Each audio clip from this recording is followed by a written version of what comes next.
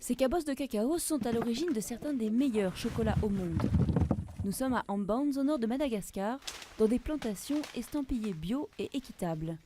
Ici, les cacaoyers appartiennent aux meilleures espèces, notamment le criollo, qui donne un cacao raffiné. Ils poussent sans engrais chimiques, la saison sèche les préserve des moisissures et l'insularité des maladies. Sur son hectare, Cyril cultive aussi du café et de la vanille, mais c'est le cacao qui lui permet de nourrir sa famille. Cacao plus rentable plus que la vanille parce que le cacao ça pousse toute l'année. Mais la viande, si elle ne veut pas cacao, c'est difficile. Après la récolte, les petits planteurs extraient les fèves fraîches. Ils les vendent à de grandes compagnies via des coopératives locales qui s'occupent de la fermentation et du séchage des fèves. Cette semaine, Cyril a touché 70 centimes d'euros par kilo de fèves brutes, alors que le chocolat fin issu de ces fèves peut valoir jusqu'à 50 euros le kilo en Europe. Nous sommes toujours exploités par les Blancs. Oui. Et nous sommes conscients de notre sort aussi.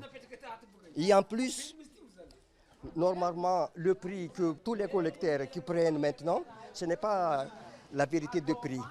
Le prix doit être triplé. C'est ça le vrai prix. La majorité des habitants de la région travaillent pour les petits propriétaires comme Cyril ou dans les grandes plantations.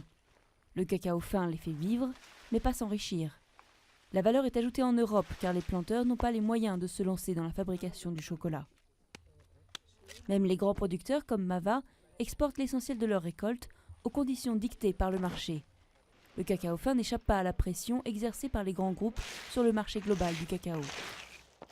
La grande partie du chocolat, il est produit avec un cacao, pas des cacaos fins.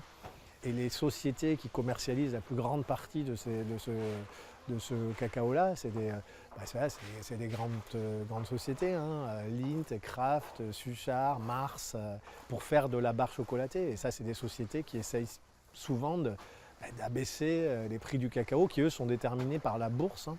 Une petite partie de la production de Mava est transformée dans le pays par la chocolaterie Robert, qui exporte des plaquettes et en vend aussi sur place.